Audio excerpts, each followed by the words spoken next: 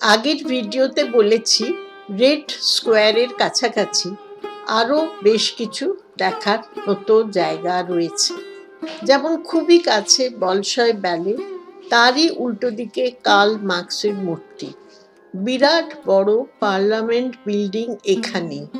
আমাদেরও রেড স্কোয়ারে আর একবার যাবার ইচ্ছা ছিল, কিন্তু সেদিন মস্কো দিবস। দিকে দিকে তার উদযাপন, কচি কাঁচারাও পথে।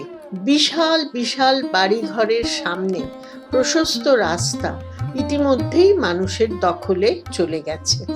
রেড স্কোয়ারেই তো সব সরকারি অনুষ্ঠান হয়, শহরের মধ্যেও কিছু না কিছু হবে।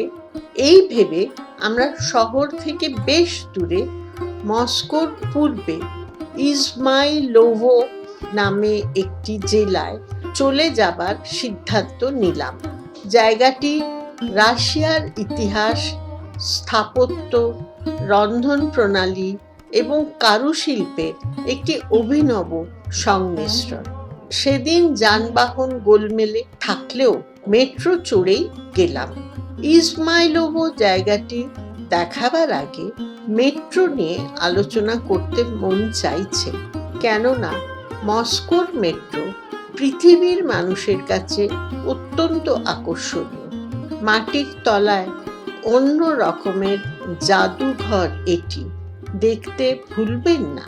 মেট্রো স্টেশনগুলির ইতিহাস সম্পর্কে আমরা আজকের এই ভিডিওতে আলোচনা করছি, যেটি জানলে স্টেশনগুলি বেশি করে উপভোগ করতে পারবেন বলেই মনে হয়। বিশ্বে লন্ডন শহরের মেট্রো সবথেকে পুরানো ও নামকরা। লন্ডনেরই একজন বিশেষজ্ঞের অভিভাবকতায় তৈরি হওয়া মস্কোর মেট্রো ডজনখানেক স্টেশন নিয়ে 1935 সালে উদ্বোধন হয়। সারা বিশ্বে প্রশংসিত হয় এই নির্মাণ কাজ। তখন স্ট্যালিনের কাল।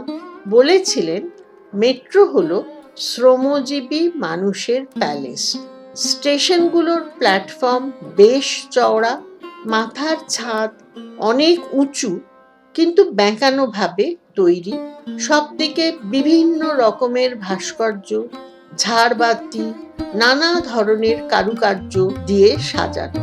কত রঙের পাথর আর মোজাইক ব্যবহার করা হয়েছিল তার হিসাব দেওয়া মুশকিল।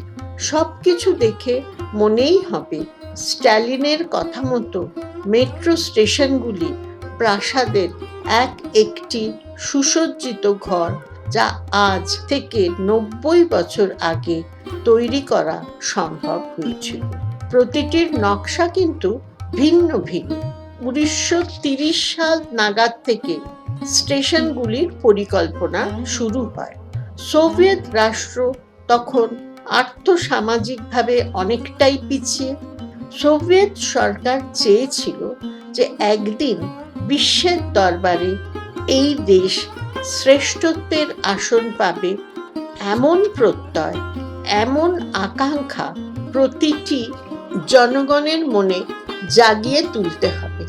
এ কাজে মেট্রো স্টেশনগুলিকেও কাজে লাগানো হয়েছিল। জনগণকে গভীরভাবে শিক্ষিত ও সচেতন করার উপায় হিসাবে জায়গাগুলিকে আকর্ষণীয় করার জন্য যথাযথভাবে চাকচিক্যপূর্ণ করার উদ্যোগ নেওয়া হয়েছিল। এমনই আকর্ষণীয় স্টেশন নোভোলোডোডস্কায়া, যার সৌন্দর্য সকলকে মুগ্ধ করবে। ভালো লাগলো যে এই প্রয়াসে নিজের দেশের ইতিহাসকেও অন্তর্ভুক্ত করা হয়েছিল। তাই নাগাতিনস্কায়া মেট্রো স্টেশনের দেওয়ালে প্রায় পুরো এলাকাটি মস্কোর প্রাচীন ইতিহাসকে স্মরণ করার জন্য বিশাল চিত্রের সাহায্যে ক্রেমলিন নির্মাতা, ইতিহাসবিদ, শিল্পী, যোদ্ধা এমন সবাইকে নিয়ে প্রদর্শনী রয়েছে। এই ভিডিওটির প্রথম পর্বে বলেছি বোরোভিটস্কায়া পাহাড়ের ওপর ক্রেমলিন। এই স্টেশনে সোভিয়েত জাতির বৃক্ষ নামে একটি চিত্র আছে। ছবিটি দেখায় মস্কো ক্রেমলিন থেকে একটি বিশাল গাছ বেড়ে উঠছে। হয়তো এই ভাবনাটি রাশিয়ার সনাতন খ্রিস্ট ধর্মের। গাছের পাতাগুলির মধ্যে রয়েছে জাতীয় পোশাক পরিহিত সমস্ত সোভিয়েত জাতির সাধারণ প্রতিনিধিদের ছবি।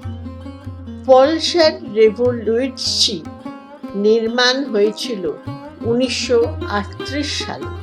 এই স্টেশনটি 80টির মতো ব্রোঞ্জের মূর্তি দিয়ে তৈরি করা হয়েছে। দেশের মানুষের শৌর্য, সাহস ও অসীম বীরত্বের কাহিনী স্মরণে রাখতে তৈরি করা হয়েছিল এই স্টেশনটি। এখানে সৈনিক, কৃষক, শিক্ষার্থী, শ্রমিক এবং আরও অন্যান্য পেশার মানুষদের প্রতীক হিসেবে রাখা হয়েছে। জানিয়ে রাখি, মাটির তলার এই জায়গাগুলি যুদ্ধকালীন সময়ে বাংকার হিসাবেও ব্যবহার করা হয়েছিল। দু একটি এখনো রাখাও আছে। দেশ গড়তে প্রয়োজন সুস্বাস্থ্য অধিকারী দেশবাসী, যারা শিল্প এবং কৃষিকে এগিয়ে নিয়ে দেশের পুনরুজ্জীবন ঘটাতে সক্ষম হবে। তাই সোভিয়েত রাষ্ট্রের উন্নতির জন্য তারা স্বাস্থ্যকে অগ্রাধিকার দিয়েছিল শুধু নয়, সাধারণ জনসাধারণের মধ্যে স্বাস্থ্য বিষয়ক চেতনাকে জাগ্রত করার উদ্দেশ্যে খেলাধুলাকে প্রাধান্য দেওয়া হয়েছিল। সব থেকে বড় ক্রীড়াঙ্গনের কাছে তৈরি হয়েছিল এই স্টেশনটি। কিভাবে স্টেশন সাজানো হয়েছিল সেটা আপনারা এই ছবিতে দেখতেই পাচ্ছেন। এখানে গ্রিসে অনুষ্ঠিত প্রথম অলিম্পিককেও স্মরণ করা হয়েছে। পরবর্তীকালে অলিম্পিকে এদেশের সাফল্য সবাই জানেন।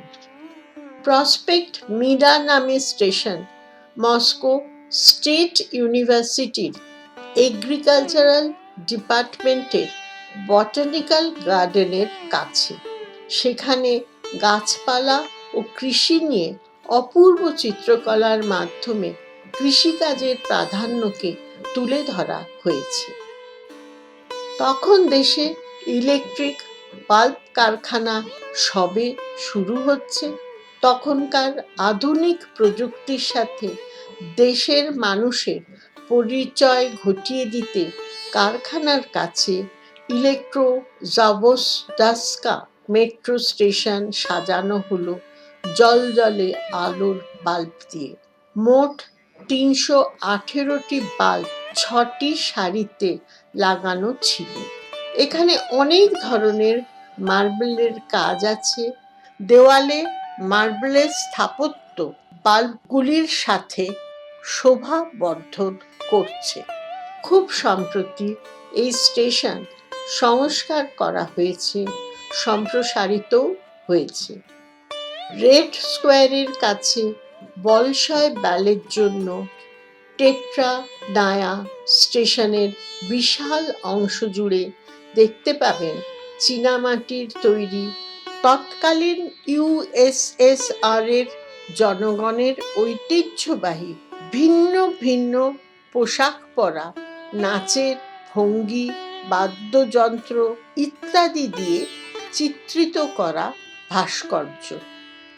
এই অবকাশে বলে নিই, বলশয় ব্যালে ওখানে দেখতে চাইলে যাবার আগে অবশ্যই টিকিট বুক করবেন। মায়াকভস্কায়া স্টেশন খুব বিখ্যাত। এর থিম হলো সোভিয়েতের ভূমিতে 24 ঘন্টা।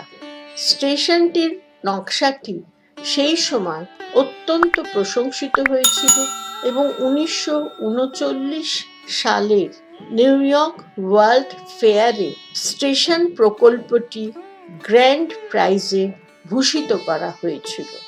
স্টেশন হলের গম্বুজযুক্ত সিলিংয়ে বর্তমানে 34টি মোজাইক রয়েছে।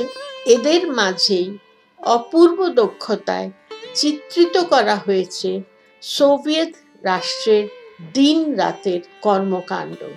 মাথা উঁচু করে এসব দেখতে হবে। এবার আপনারাই বলুন, স্টেশনগুলির ইতিহাস ও সৌন্দর্য মনে রাখবার মতো কিনা? সত্যি বলতে কি, রাশিয়ার ইতিহাস জানার সহজ উপায় বেশ কিছু স্টেশন ঘুরে দেখে নেওয়া। তার সাথে উপভোগ করবেন ও দেশের শিল্পবোধ। সোভিয়েত আমলে যে মেট্রো চালু হয়েছিল তা অনবরত সম্প্রসারিত হয়ে দূর দূরান্ত পর্যন্ত ছড়িয়ে পড়া জায়গাগুলির মধ্যে নিখুঁতভাবে সেতু বন্ধন করার দায়িত্ব পালন করছে আজও। মাটির তলার সম্পদ দেখার জন্য অন্তত একটা দিন হাতে রাখুন, ঠকবেন না। যে পরিষেবা 12-13টি স্টেশন নিয়ে শুরু হয়েছিল তার হাতেখড়ি এত ভালো হয়েছিল যে এখন তা 17টি লাইন এবং 230টি স্টেশন বিশিষ্ট মেট্রো শহর ছেড়ে শহরতলি পৌঁছে গেছে। এখানে বলে দিতেই হয়, মাটির তলার ঘোড়ার টিকিট একবার কাটলে সবকটি লাইনে সারা দিন ঘুরতে পারবেন, শুধু বেরিয়ে আসবেন না। আমরা কয়েকটি আপনাদের সামনে রাখলাম, আপনাদের পছন্দ মতো বেছে নেবেন। সাবওয়েগুলিও খুবই যত্নের সঙ্গে সাজানো। সব থেকে গভীরতম মেট্রো মাটি থেকে 280 ফুট নিচে অবস্থিত, অন্যান্যগুলিও যথেষ্ট নিচে। এসকেলেটরে চড়ে এর হদিশ পাওয়ার চেষ্টা করতে ভালোই লাগবে। একটা লাইন থেকে অন্যটায় যাবার নির্দেশ লেখা থাকে। বিমানবন্দরে লাইন সম্পর্কিত বই পাওয়া যায়, সেটা সংগ্রহ করে সাথে রাখবেন। যদি কথা বলার দরকার বোধ করেন তবে তরুণ বা মাঝবয়সীদের সাহায্য নেবেন। এরা বেশিরভাগ ইংরাজি জানে, না জানলেও ফোনের মাধ্যমে খুব সহজে ট্রান্সলেশন হয়। ও দেশের মানুষ বিদেশিদের যথেষ্ট সাহায্য করেন। আশা করি রাশিয়ার মেট্রো ভ্রমণ আপনাদের ভালো লাগবে। সুযোগ করে নিয়ে অবশ্যই ঘুরে নেবেন। যে ইসমাইলোভো বেড়াবার প্রসঙ্গ অবতারণা করেছিলাম সেটা নিয়ে আসছি পরের ভিডিওটিতে।